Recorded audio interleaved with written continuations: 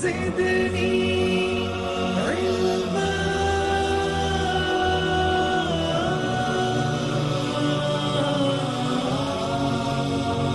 رب زدني علما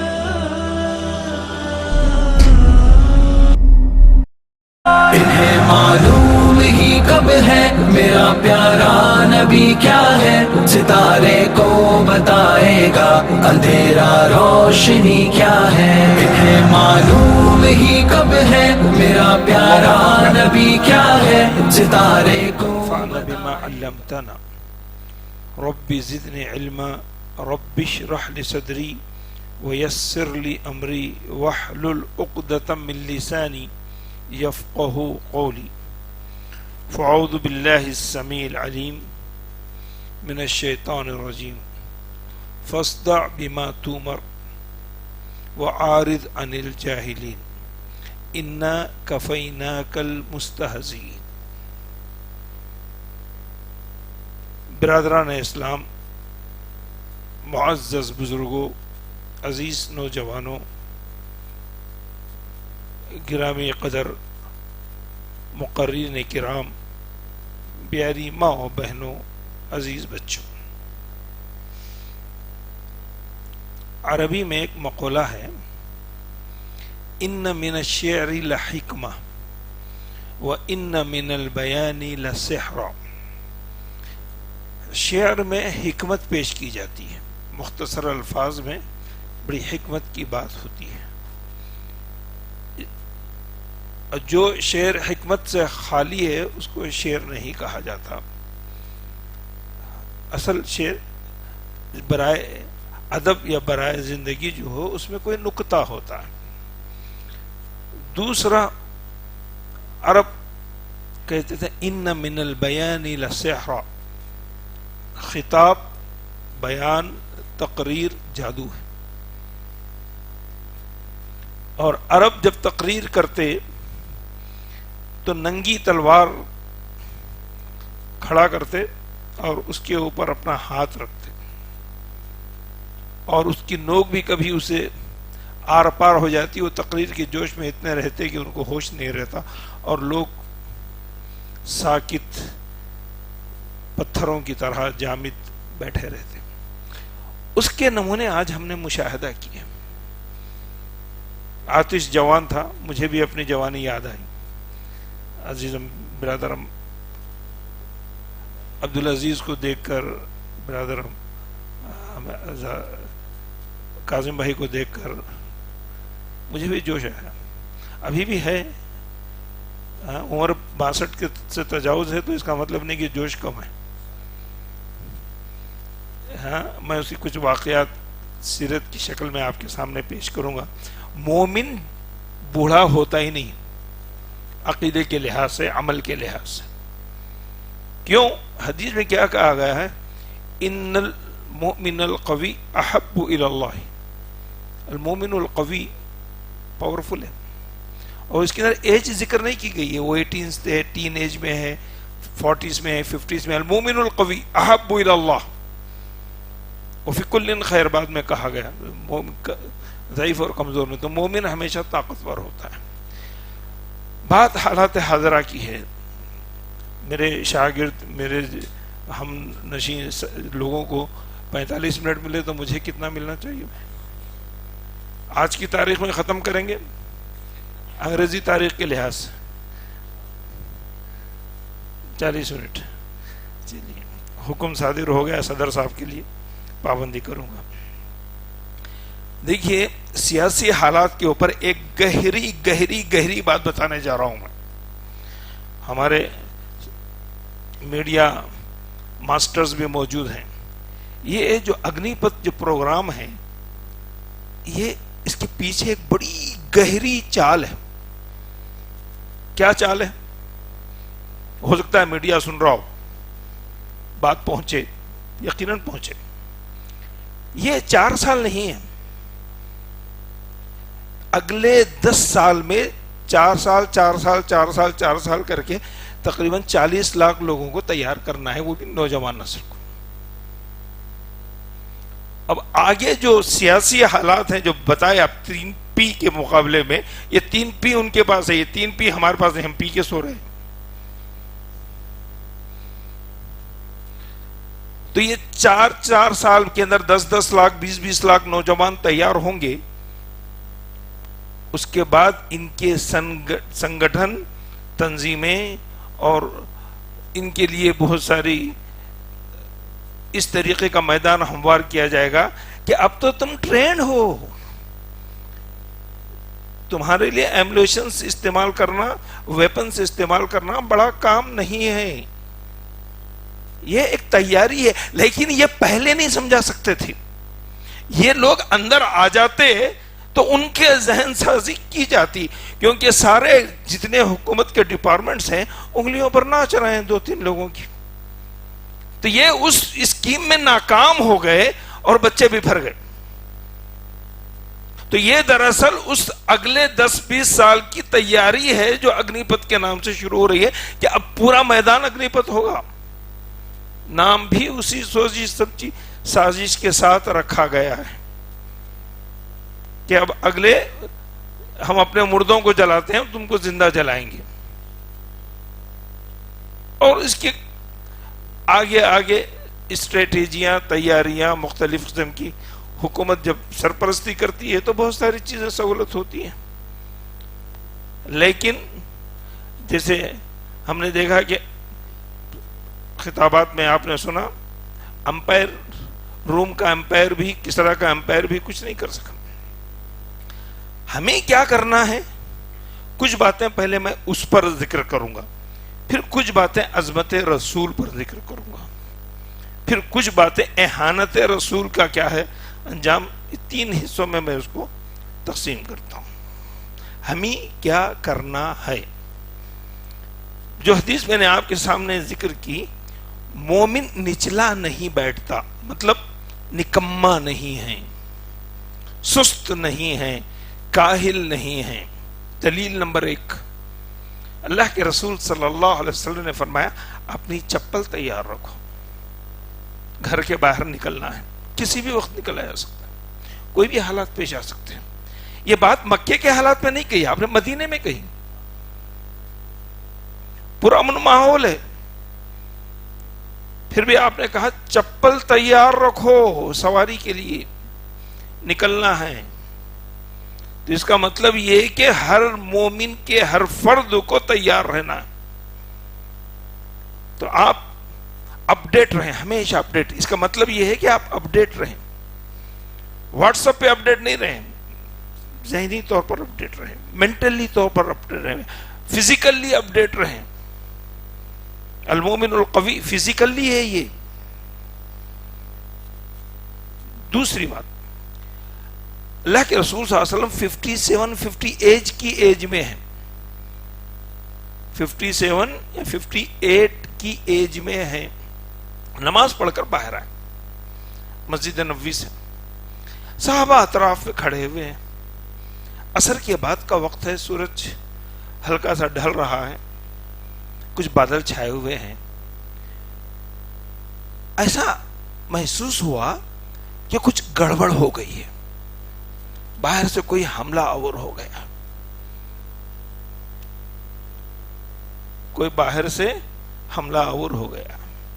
اگر ہم گھر پہ بیٹھے ہوئے ہیں، ٹی وی دیکھ رہے ہیں، ارے میاں دیکھو بیٹا کیا ہو رہا، باہر آواز کہیں کو آ رہی، ارے بھائی ادھر دیکھو کہیں کو آواز آ رہی، بھائی ادھر بالکونی میں کھڑے رہے گا. اللہ کے رسول صلی اللہ علیہ وسلم وہاں ابو بکر ہیں، عمر ہیں، عثمان ہیں، طلحہ ہیں، زبیر ہیں، علی ہیں. آپ نے کسی سے کچھ نہیں کہا. ایک ننگی پیٹھ پر گھوڑے کی سوار ہو کر چند منٹ کے اندر مدینے کا چکر لگا کر کہا نارمل حالات ہیں، پیسفل ہے، ڈرنے کی ضرورت نہیں ہے، کوئی گڑبڑ نہیں ہے، کوئی حملہ نہیں ہوا. پورے مدینے کا چکر لگایا جو کم از کم 10 سے 12 کلومیٹر اس وقت کے ایریے کے لحاظ سے، طرف کے لحاظ سے. حدود حرم کے لحاظ سے جو ہو سکتا ہے، جہاں سے وہ مداخل، وہ مخارج، انٹری اور ایگزٹ کے جو طریقے تھے پورے گھوم کر اللہ کے رسول صلی اللہ علیہ وسلم آ کر کہا یہ کچھ نہیں ہے، پریشانی کی کوئی بات نہیں ہے۔ ہم دوسرے پر تکیہ لگاتے ہیں، دوسرے پر ٹیک لگاتے ہیں، اپنا کام ہم خود نہیں کرتے۔ تو اس امت کا سب سے بڑا رونا یہ ہے کہ ہم اپنے پیروں پر اپنا کام خود کریں، دوسروں پر نہ ڈالیں۔ ایک وقت کا واقعہ بتاؤ نا، ہم لوگ تیار ہیں، کتنے تیار ہیں دینی طور پر، عملی طور پر؟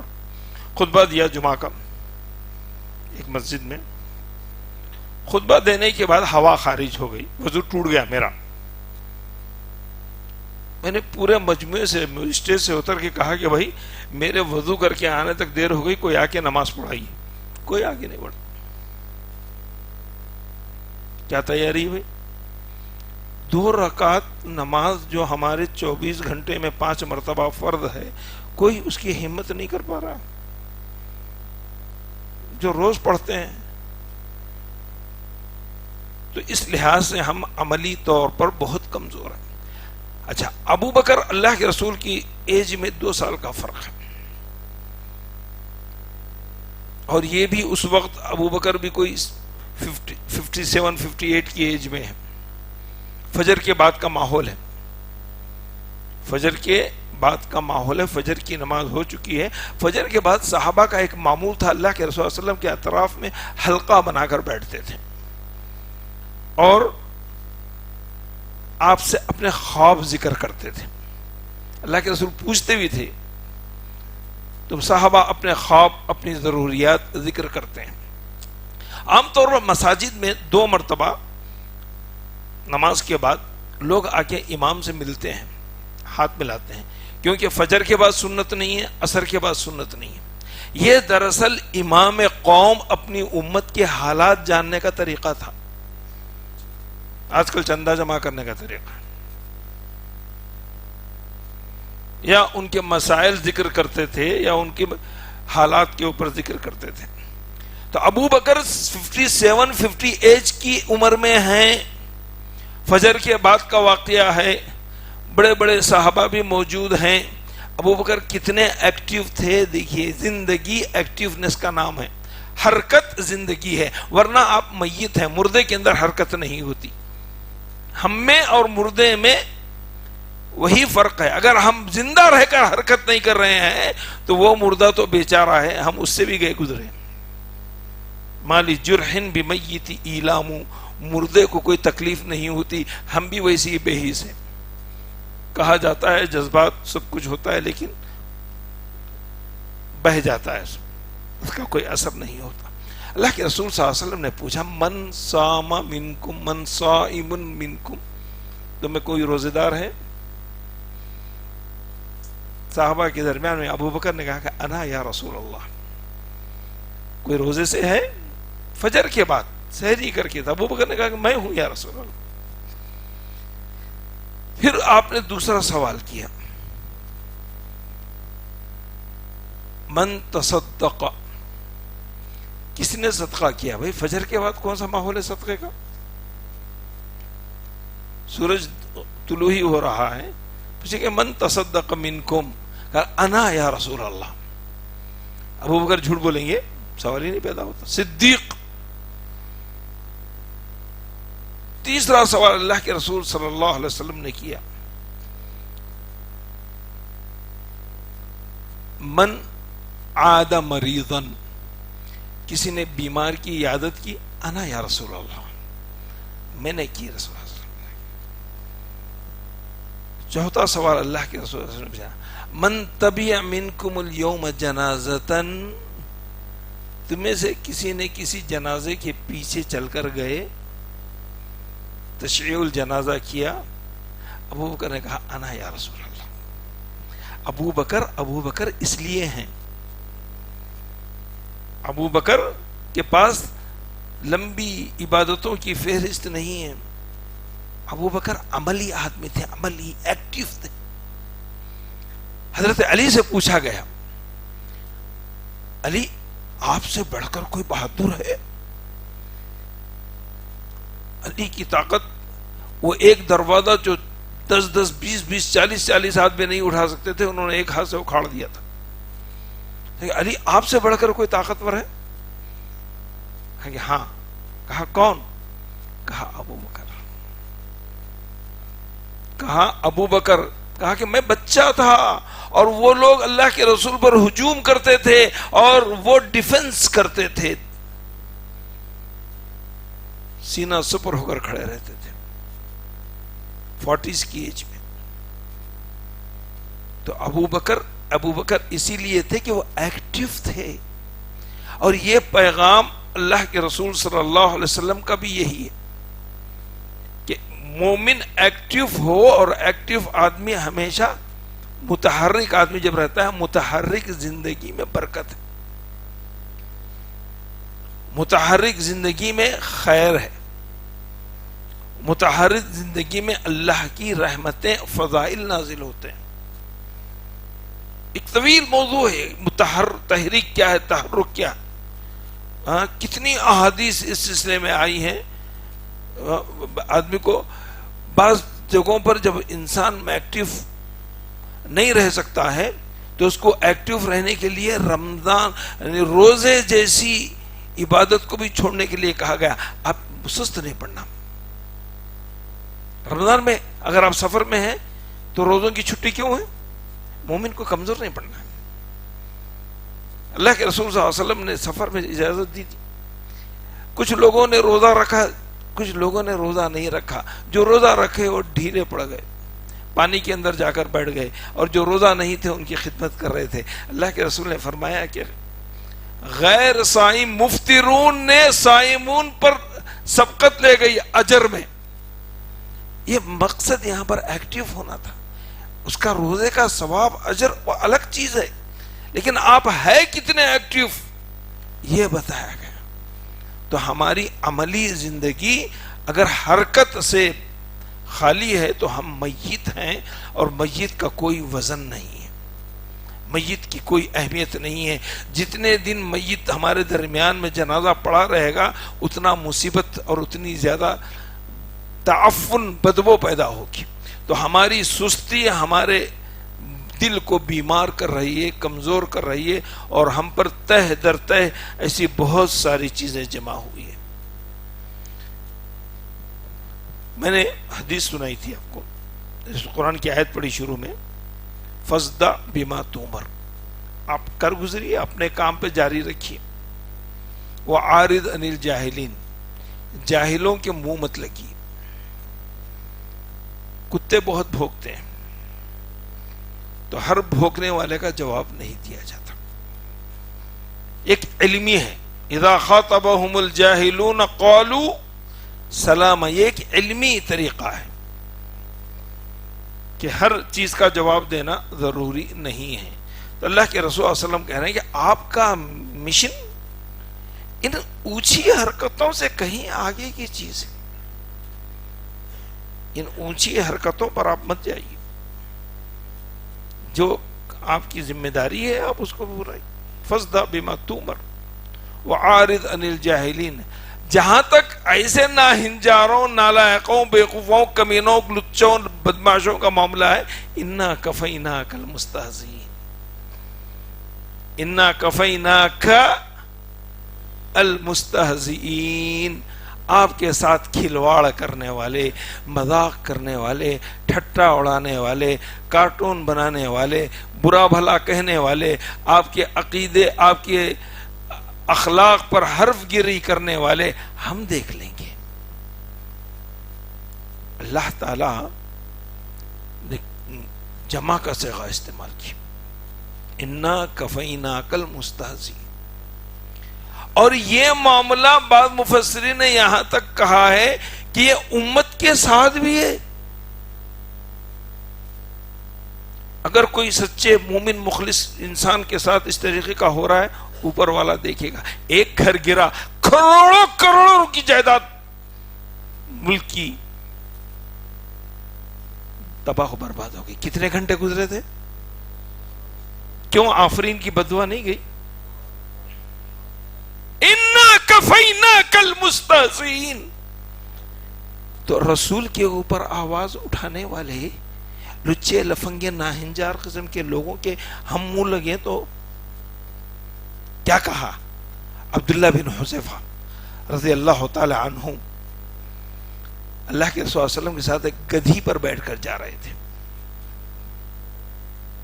جسے راستے میں ہوتا ہے نا کچھ کھوکے اوکے لگے ہوئے چائے خانہ وغیرہ جیسا ٹی اسٹال وغیرہ ہوتا ہے، تو ویسے ایک جگہ پر عبداللہ بن ابی بن ابی سلول اور اس کے کچھ لوگ وہاں پر بیٹھے ہوئے جمگھٹا بنائے ہوئے تھے. اللہ کے رسول صلی اللہ علیہ وسلم وہاں سے گزرے. عبداللہ بن ابی بن سلول کو یہ گھمنڈ تھا کہ وہ وہاں کا بادشاہ بننے والا ہے اور اس کی تیاری بھی خزرج والے کر چکے تھے اور اس طریقے کا ماحول بھی پیدا ہو گیا تھا. تو جب وہاں سے بادشاہ کے پوزیشن میں تھا وہ عبداللہ بن ابی بن سلول، اس کی تاج پوشی ہونے والی تھی. یہ جب اللہ کے رسول صلی اللہ علیہ وسلم اس گدھی پر سے گزرے بیٹھ کر تو کیا کہا؟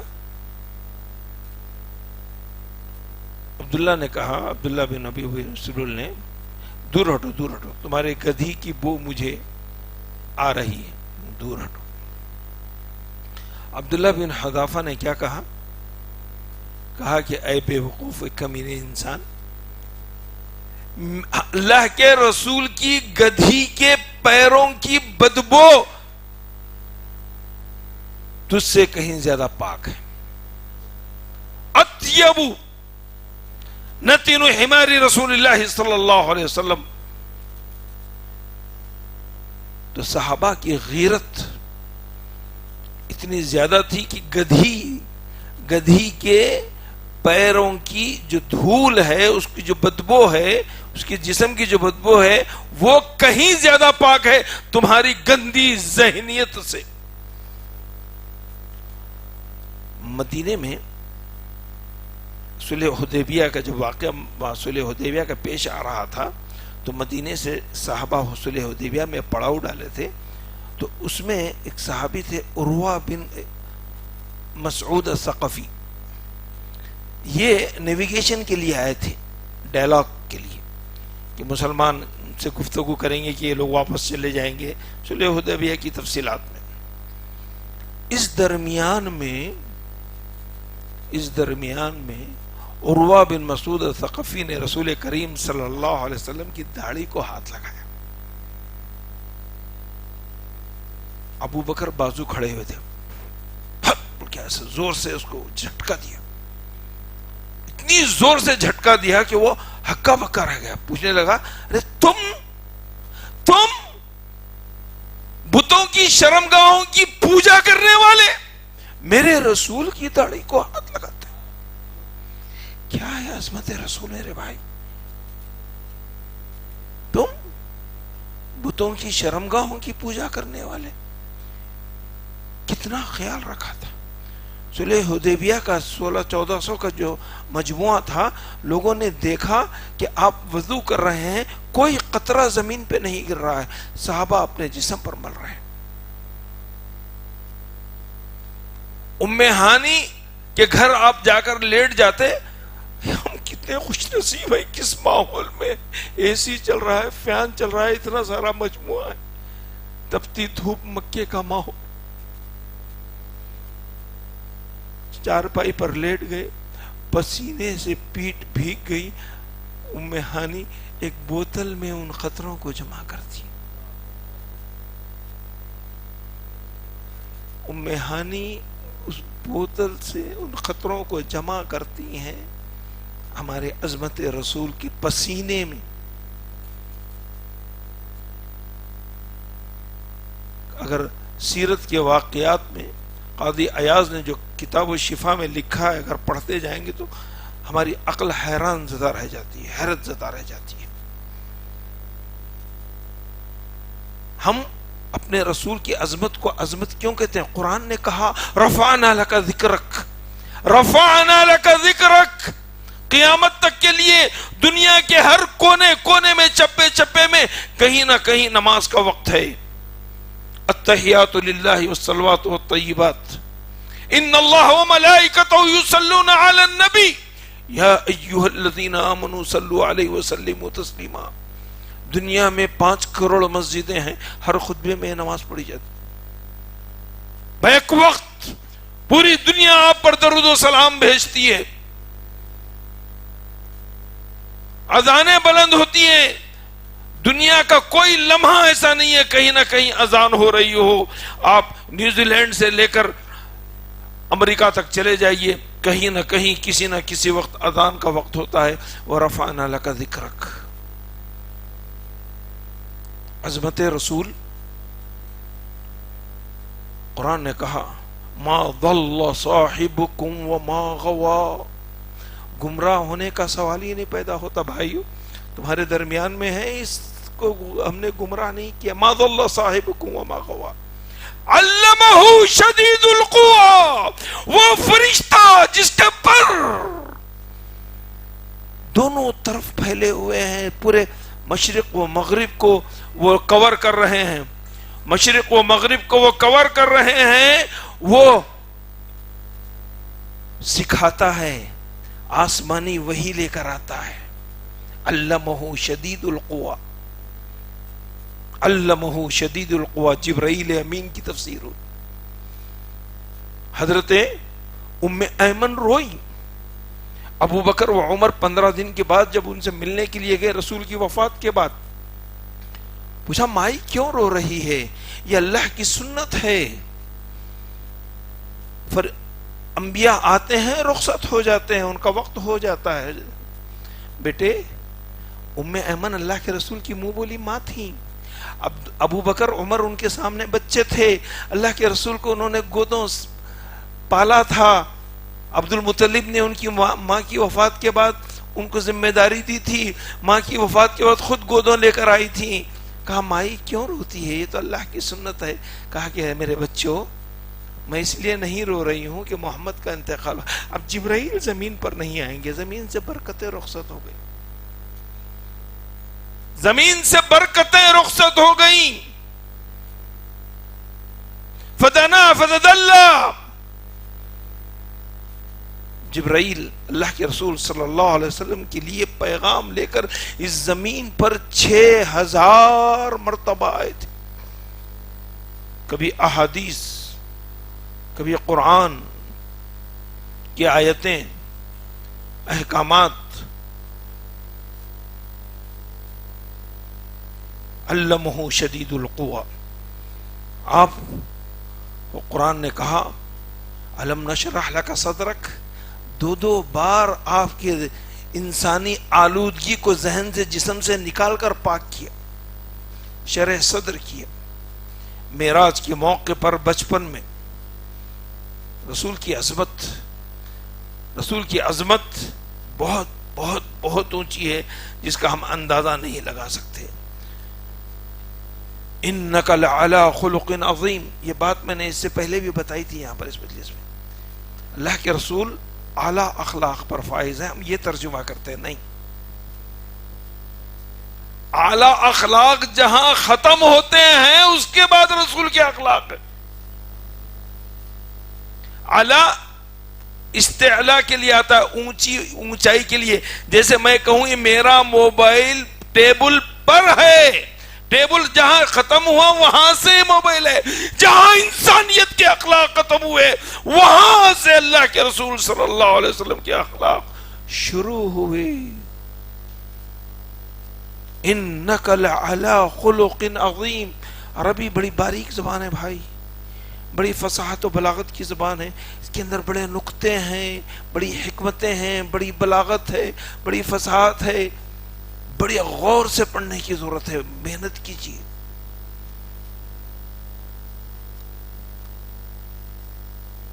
حضرت عمر کے پاس کچھ لوگ آئے، فتوحات ترکی تک پہنچ گئی تھی.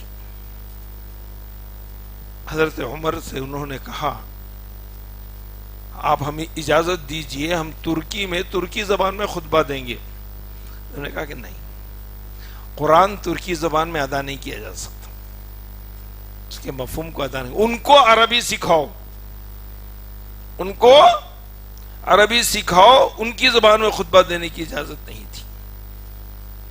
اور بسا اوقات حضرت عمر کہتے ہیں کہ مجھے بعض باتیں، جبکہ آپ شاعر ہیں، جبکہ آپ فصیح افصح العرب میں آپ کا شمار ہوتا ہے، انہوں نے کہا کہ بہت ساری باتیں مجھے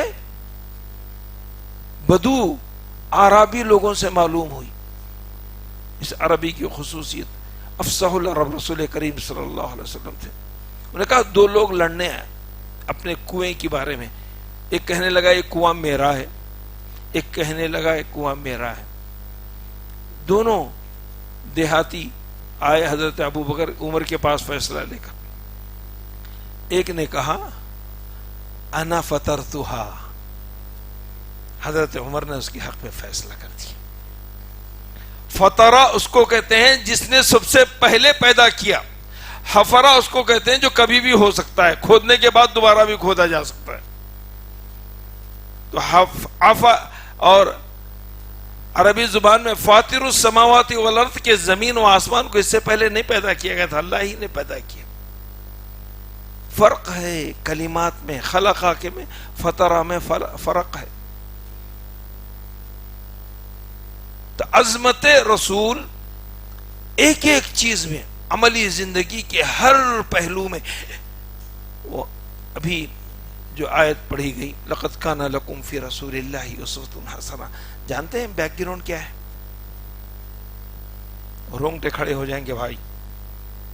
سن لیجیے نوجوانوں، اپنی معاشی مشکلات میں ہم اپنے آپ کو بہت پریشان سمجھتے ہیں اور سمجھتے ہیں کہ سب سے زیادہ مفلوق الحال میں ہی ہوں، میرے سے زیادہ ہمدرد کوئی نہیں ہے. آئیے یہ آیت کس پس منظر میں نازل ہوئی تھی؟ وَلَقَدْ كَانَ لَكُمْ فِي رَسُولِ اللَّهِ أُسْوَةٌ حَسَنَةٌ. جنگ احزاب، 10,000 کا لشکر آ کے باہر پڑا ہوا ہے، 4,000 صحابہ خندق کھود رہے ہیں، سب لوگ 10-10 گز لیے ہیں، اللہ کے رسول اپنے حصے میں 20 گز لیے ہیں. لیڈرشپ اس کو کہتے ہیں. سب لوگ 10-10 گز، 4,000 میں 4 کلومیٹر کا فاصلہ طے کرنا ہے، کھودنا ہے. سب کے حق میں 10-10 گز ہے پتھریلی زمین. اللہ کے رسول صلی اللہ علیہ وسلم نے اپنے حق میں 10 گز نہیں 20 گز زمین لی، اور باہر سے آنا جانا بند ہے، سامنے لشکر پڑا ہوا ہے. تو گھر کے اندر کا، مدینے کے اندر کا غلہ ختم ہو گیا ہے، صحابہ کمزور پڑتے جا رہے ہیں. ایک صحابی آتے ہیں، کچھ کہتے نہیں زبان سے، کہتے ہیں رسول اللہ صلی اللہ علیہ وسلم کے سامنے اپنا دامن اٹھاتے کہ کام نہیں ہو رہا، پیٹ پر پتھر ہے. پتھر اس لیے کہ نقاہت سے جھک نہ جائے، کمر سیدھی رہے، چھوٹے سے پتھر باندھتے تھے. کیا جواب دے سکتے ہیں آج کے لیڈر؟ کیا جواب دے سکتے تھے؟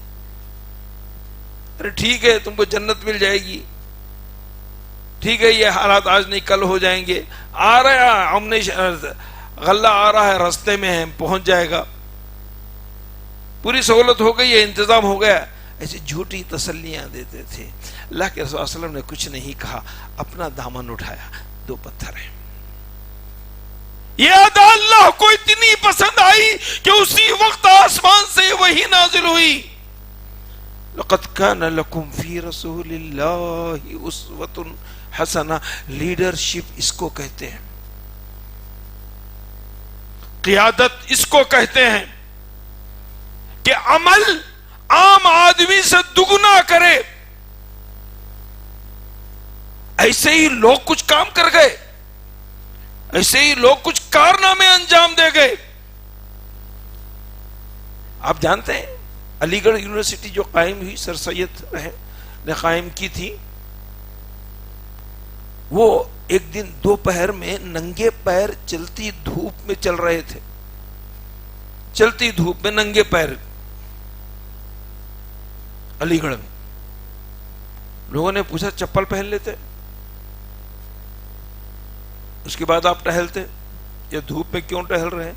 تو انہوں نے کہا کہ میں یہ احساس اپنے اندر پیدا کروں کہ میری بات دوسروں تک کس درد کے ساتھ پہنچے گی. میں اس احساس کو محسوس کرنا چاہ رہا ہوں، اس تکلیف کو. تو اس کے بعد وہ کارنامے انجام ہوئے کہ وہ مسلم علی گڑھ یونیورسٹی ایک مدرسے سے ایک اسکول سے وہ شکل اختیار کی. تو رسول کریم صلی اللہ علیہ وسلم ایکٹیو پرسن تھے. کہیں کوئی لمحہ آپ کا بیکار نہیں تھا. حضرت عائشہ کہتی ہے گھر میں رہتے اپنے چپل کو سیدھا کر لیتے, سی لیتے, کپڑے سی لیتے, صفائی کر لیتے, اذان کا وقت ہوتا تو چھوڑ دیتے, چلے جاتے. ایکٹیونیس. حالات زندگی کی رسول کریم صلی اللہ علیہ وسلم کی پوچھنے کے لیے 3 صحابی آئے اور تینوں نے اللہ کے رسول کی زندگی کے حالات سن کر انہیں کہا کہ اللہ کے رسول کے مقابلے میں تو ہمارا کوئی عمل ہی نہیں ہے. میں شادی نہیں کروں گا, میں رات بھر نماز پڑھوں گا, میں روزے رکھوں گا. اللہ کے رسول صلی اللہ علیہ وسلم نے کہا کہ نہیں, یہ زندگی نہیں, یہ زندگی نہیں ہے. کہ آپ دنیا داری سے کٹ کر عبادتوں میں لگ جاؤ. عملی زندگی ہے. یاد رکھیں بھائی, یاد رکھیں اللہ کے رسول صلی اللہ علیہ وسلم چل نہیں سکتے تھے. ام المومنین میمونہ کے گھر سے مسجد نبوی آنا چاہے, فضل بن عباس کو بلایا, حضرت علی کو آیا, قدم نہیں اٹھا سکتے تھے, گھسیٹ کر, پیر گھسیٹ کر آئے, مسجد آئے. وَاعْبُدْ رَبَّكَ حَتَّى يَأْتِيَكَ الْيَقِينُ, کہ اپنے عمل کو, اپنی ایکٹیونیس کو موت تک جاری رکھو, موت تک. ریٹائرمنٹ کی عمر نہیں ہے اسلام میں, نہیں. ریٹائرمنٹ کی عمر ہوتی تو سب سے پہلے نماز کو اٹھا دیا جاتا, کیونکہ جوان عورتوں کو قضا کر سکتی ہیں روزے, قضا کر سکتی ہیں نمازیں, ان کو کہا گیا کہ نہیں مت پڑھو پیریڈ کے زمانے میں. لیکن اس کے بعد وہ ختم ہو گیا تو ان کو کوئی معافی نہیں ہے. مرنے تک وَاعْبُدْ رَبَّكَ حَتَّى يَأْتِيَكَ الْيَقِينُ ایکٹیو ہونے کی علامت ہے. گھسیٹتے ہوئے آئے, بیٹھ کر آپ نے نماز پڑھائی, کھڑے نہیں ہو سکتے تھے, گھر گئے نماز کے بعد, بیچ میں نصیحت کی, عشاء کی نماز کے لیے آپ بے ہوش ہو گئے, اٹھنا چاہ رہے تھے, بے ہوشی ہو گئی, آنکھ کھلی تو پہلے پوچھا لوگوں نے نماز پڑھ لی؟ کہا کہ یا رسول اللہ آپ کا انتظار کر رہے ہیں. کہا کہ مجھے تیار کرواؤ, مجھے نہلاؤ, مجھے وضو کرواؤ. کروایا گیا, پھر بے ہوش ہو گئے. پھر ہوش میں آئے تو پھر پوچھا لوگوں نے نماز پڑھ لی؟ کیا فکر ہے, ذہن کیسے کام کر رہا ہے, آپ اٹھ نہیں سک رہے ہیں, پیروں کے اندر شل ہو گئے ہیں, ہاتھ نہیں اٹھ پا رہے. کہنے کہ مجھے وضو کرواؤ. 3 مرتبہ وضو کروایا گیا, 3 مرتبہ آپ پر بے ہوشی طاری ہو گئی. 4تھی مرتبہ جب بے ہوشی طاری ہوئی, اس وقت آپ کو معلوم ہو گیا کہ اب آپ اپنے پیروں پر نہیں کھڑے رہ سکتے. وہ مصلی جس پر آپ نے 10 سال مسجد نبوی پر امامت کی تھی, آپ اتنا ہی فاصلہ تھا 60 قدم کا,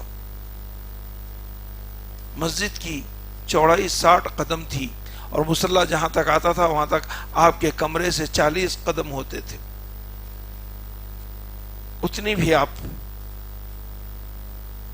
مسافت طے نہیں کر سکے, لیکن آپ نے کوشش کی. وَاعْبُدْ رَبَّكَ يَأْتِيَكَ الْيَقِينُ. بندہ ربانی ہوتا ہے, رمضانی نہیں. بندہ ربانی ہوتا ہے موقع کے لحاظ سے نہیں. پروگرام ہے یہ جمع ہے, فجر میں یہ تعداد کیوں نہیں ہوتی بھائی, پوچھا گیا نا سوال. یقین مانیے جب ہماری جماعتوں سے, گھروں سے ایسی تعداد فجر میں آئے گی تو ان پر رعب چھائے گا. ہمیں کسی لڑائی کی ضرورت نہیں, کسی جنگ کی ضرورت نہیں. صحابہ ایک غزوے میں بار بار کوشش کر رہے ہیں, پیچھے ہٹ رہے ہیں, کامیابی نہیں مل رہی ہے. کافی عرصہ گزر گیا, کئی دن گزر گئے, تو صحابہ نے بیٹھ کر سوچا کہ کیا بات ہے, کبھی ایسا ہوتا نہیں کہ ہمیشہ کامیابی ہمارے قدم چومتی ہے، اور یہ کیسا ہے؟ تو انہوں نے غور کیا کہ ہم سے ایک سنت چھوٹ رہی ہے، اور وہ ہے مسواک کی۔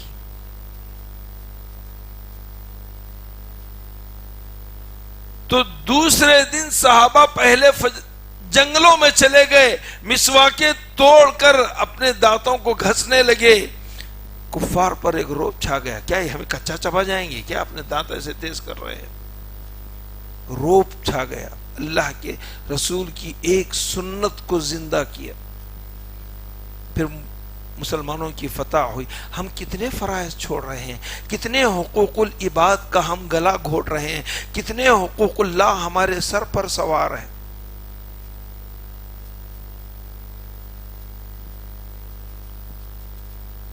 اللہ کے رسول صلی اللہ علیہ وسلم کی اہانت سب سے بڑا جرم ہے، سب سے بڑا جرم۔ اس جرم میں اسلامی عدالت قتل کا انتقام بھی نہیں لیتی، بدلہ نہیں لیتی۔ رنگیلا رسول ایک کتاب لکھی گئی تھی آزادی سے پہلے لاہور میں، اور اس کا لکھنے والے کو ایک پٹھان نے قتل کر دیا تھا۔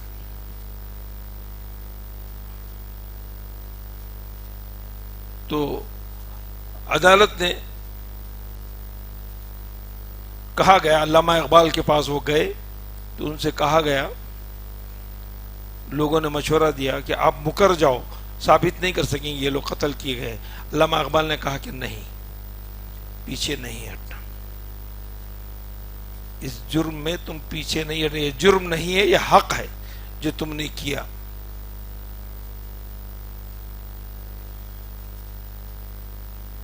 ایک نابینا صحابی تھے، ایک نابینا صحابی تھے، ان کی بیوی یہودیہ تھی، بعض روایتوں میں لونڈیا تھی، اور وہ رسول کریم صلی اللہ علیہ وسلم کو برا بھلا کہتی تھی۔ انہوں نے اس کو سمجھایا، اس کی بات سمجھ میں نہیں آئی، وہ اپنی حرکت پر قائم رہی۔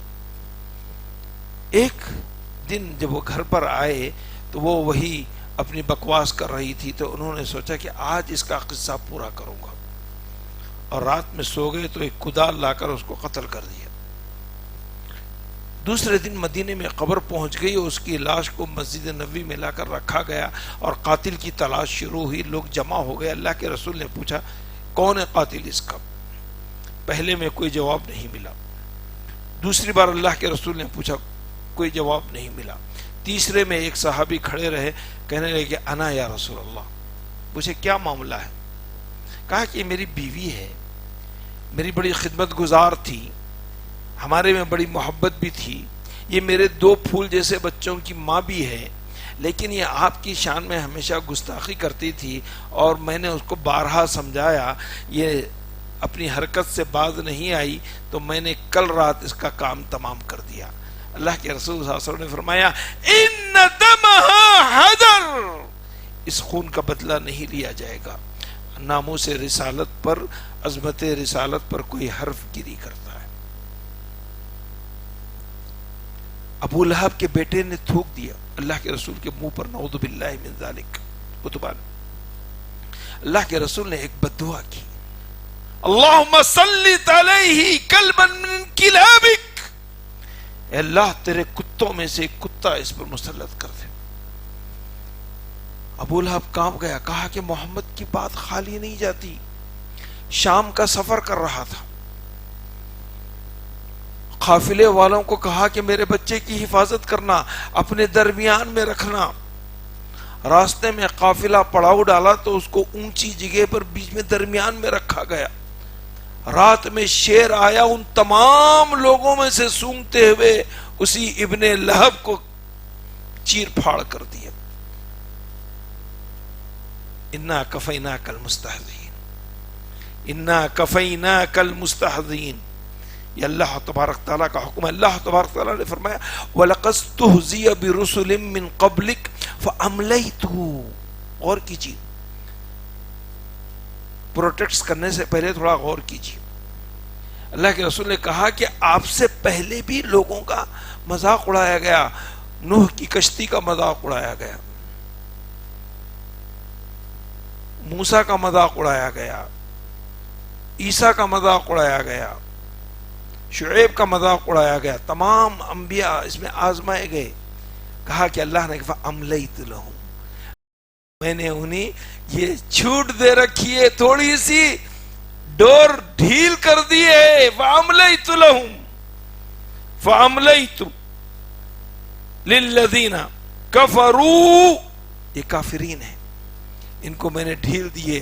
ثم اخذتهم فکیف کان عقاب, پھر میں انہیں پکڑ لیا, کیسا تھا ان کا عذاب. نوجوانوں, ایک کتاب کا نام بولتا ہوں, دیکھیے پڑھنا, وقت نکال کے پڑھنا, اس سے بہتر کتاب ہمارے لیے مطالعے کے لیے سیرت میں نہیں ہو سکتی ہے. رحمت للعالمین, اس کے مصنف ہیں سید سلمان منصور پوری رحمہ اللہ. انہوں نے انا کفیناک المستہزئین آیت کے ضمن میں 70 سے زیادہ دشمنان اسلام کے نام لکھے ہیں کہ جنہوں نے اللہ کے رسول کو تکلیف دی, ان کی موت کتے کی موت ہوئی, ان کی موت ذلیل موت ہوئی. کسی کو معمولی زخم آ گیا, وہ کینسر بن گیا. کسی کو کاٹا چبھا وبال آ گیا. کسی کی آنکھ, تھوڑی سی آنکھ آ گئی, زندگی ختم ہو گئی. ایسے 70 سے زیادہ واقعات ہیں انا کفیناک المستہزئین, جو سازشیں مکے میں کی گئیں اور مدینے میں جو یہودیوں نے کی. کبھی پتھر ڈالنے کی کوشش, کبھی گڑھے میں گرانے کی کوشش. اللہ تبارک تعالیٰ نے سب کا بدلہ لیا. کعب بن اشرف کو کس طریقے سے اللہ کے رسول کا دشمن تھا, صحابہ نے, محمد بن مسلمہ نے کیسے اس کا قتل کیا. امیہ ابن خلف, بلال رضی اللہ تعالی عنہ کو غلامی میں تکلیف دیتا تھا, اس کو قتل بھی امیہ بن خلف کو حضرت بلال ہی کرتے ہیں. ابو لہب قیامت تک کے لیے عبرت. اللہ کے رسول کو کہا تبا لکا یا محمد, تمہاری خرابی ہو, آج تم نے ہمارا دن سائر اليوم برباد کیا, پورا دن ہمارا برباد کیا. اللہ کو یہ ادا پسند نہیں آئی, رسول کی زبان میں گستاخی یہ پسند نہیں آئی. سگا چچا وہی نازل ہوئی, تبت یدا ابی لہب وتب ما اغنى عنه ماله وما کسب. قیامت تک کے لیے ان آیتوں کے نازل ہونے کے بعد 13 سال رہا. اگر وہ اسلام لا کر ان کو جھٹلا سکتا تھا, بتا سکتا تھا یہ قرآن نہیں ہے, ایسا نہیں ہوا, توفیق نہیں ملی. موت اتنی بدترین ہوئی کہ اس کے جیتے جی اس کے جسم سے بدبو آتی تھی. نیزے پر اس کے گھر والے اس کو کھانا دیتے تھے. جب مر گیا تو اتنا سڑ گل گیا کہ لوگوں نے اس کو پتھروں سے مار مار کر گڑھے میں ڈال دیا, لکڑیوں سے ڈھکیل کر گڑھے میں ڈال کر پتھر ڈال دیے حبشیوں نے. انا کفیناک المستہزئین, اللہ ڈھیل دے رہا. ہمیں صبر و استقامت سے کام لینا ہے. پہلے ہم خود عظمت رسول کو سمجھیں. ایک صحابی, ایک عیسائی صحابی بنا, پڑھا لکھا تھا, اللہ کے رسول نے کاتب وحی بنایا. سورہ بقرہ اور مائدہ کی آیتیں بھی اس نے لکھی. کچھ دنوں کے بعد اللہ نے توفیق چھین لی, مر گیا, عیسائی بن کر مر گیا. جسے آج بتا رہے نا بیک سابقہ مسلمان. تو اور لوگوں میں یہ کہنے لگا محمد کو کچھ آتا جاتا نہیں, میں پڑھا لکھا تھا, وہ جو بولتے تھے میں اپنی طرف سے بولتا لکھ کر بتاتا تھا, محمد کو کچھ آتا جاتا نہیں. یہ پروپگنڈا کرنے لگا. یہ کوئی نئی چیز نہیں ہے بھائی, یہ کوئی نئی چیز نہیں ہے.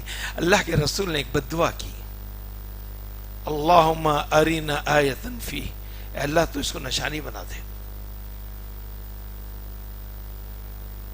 اے اللہ تو اس کو دنیا کے لیے ایک عبرت والی نشانی بنا دے۔ مر گیا، لے آ کے قبر میں دفن کیا، دفن کر کے واپس آئے تو لاش باہر پڑی ہوئی ہے۔ زمین نے قبول نہیں کیا، انکار کر دیا۔ اللہ نے کہہ دیا کہ اس کی زمین کو، کہ اس کی لاش کو باہر نکال کر پھینک دو۔ عیسائیوں نے سمجھا کہ مسلمانوں نے دشمنی کے تحت اس لیے کیا، اور گہرا گڑھا کھودا، دفن کیا۔ دوسرے دن نکل کر آئے تو پھر لاش باہر پڑی ہوئی تھی۔ ان کو پھر سمجھ میں آیا کہ یہ مسلمانوں نے ہمارے خلاف سازش کی ہے۔ اب بہت گہرا گڑھا کھودا، اور یقین ہو گیا کہ اتنا گڑھا کھودنے کے بعد اتنی اس میں سے مٹی نکال کر لاش کو نکالنا اتنا آسان کام نہیں ہے۔ لیکن پھر تیسرے دن بھی لاش باہر پڑی ہوئی تھی۔ اس کے بعد اس کو چھوڑ دیا، کہا کہ یہ مسلمانوں کا نہیں، اوپر والے کا کام ہے۔ انا کفیناک المستہزئین۔ آپ علامہ اقبال کا ایک شعر بہت سنتے ہیں، کعبے کو محافظ مل گئے صنم خانے سے، پاسباں مل گئے صنم خانے سے۔ یہ کیا واقعہ ہے معلوم ہے آپ کو؟ منگولی جو اسلام دشمن تھے، ان کا ایک شہزادہ اسلام لانا چاہ رہا تھا، وہ عیسائی بننا چاہ رہا تھا۔ تو عیسائی پادریوں نے اس کو حلف دلانے کے لیے ایک بڑا پروگرام رکھا، اس میں ہزاروں لوگ جمع ہوئے، اور اس کو بپتسمہ دلانے کے لیے، عیسائیت کی قسم دلانے کے لیے کاروائی شروع ہوئی۔ تو ایک پادری نے اللہ کے رسول صلی اللہ علیہ وسلم کی گستاخی کی۔ یہ امام ابن حجر رحمہ اللہ نے اپنی کتاب الدرر الکامنہ میں اس کو لکھا ہے۔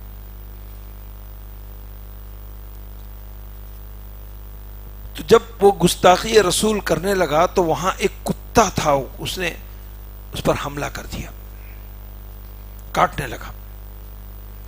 پھر کتے کو وہاں سے ہٹایا گیا، پھر دوبارہ تقریر شروع کی تو پھر اس نے گستاخی کی، کتے کو باندھ دیا گیا تو بھی کتا توڑ کر پھر اس پر حملہ کرنے لگا۔ تو وہ جو منگولی شہزادہ تھا، عیسائی قبول کرنے کے لیے، عیسائیت کو قبول کرنے کے لیے یہاں پر موجود تھا، اس نے کہا کہ نہیں، یہ محمد کے خلاف میں کچھ بولتا ہے تو کتا کاٹتا ہے، تو کوئی نہ کوئی حقیقت ہے۔ اس نے علماء کو بلایا، پھر اس کے بعد اس نے اسلام قبول کیا۔ اس کے ساتھ اسی محفل میں 30,000 منگولی اسلام قبول کیے۔ تو کبھی یہ واقعات ہمارے حق میں ہوتے ہیں۔ اللہ تبارک تعالیٰ کے مکرتمونا مکرنا و مکرتمونا مکرنا، تم اپنی مکاری کیے، ہم اپنی تدبیر کیے۔ دنیا جل رہی ہے، اگنی پت۔ ایسے معاملات ہوتے ہیں۔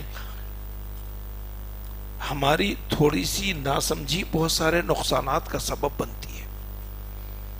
مومن کا صبر و استقامت، جو باتیں مکمل کہی گئی ہیں وہ ساری باتیں، گرچہ کہ علماء غیر علماء اس پر بحث کیے بغیر، خذ ما صفا دع ما قدر، عربی کا ایک محاورہ ہے۔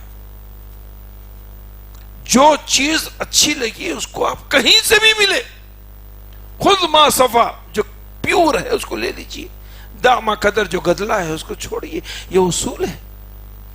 اس میں برادر غیر برادر عالم، بہت سارے پڑھے لکھے لوگ بھی جاہل ہیں، بہت سارے جاہل لوگ بھی پڑھے لکھے، علم کے اعتبار سے یہ کیٹیگریز کی ضرورت نہیں ہے۔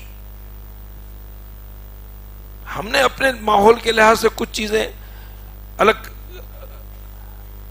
سسٹم بنا لیا ہے، خیر یہ الگ چیز ہے، اس پر گفتگو کی ضرورت نہیں ہے۔ تو بھائیو، 12 بج چکے ہیں، دوسرے دن میں داخل ہو گئے ہیں۔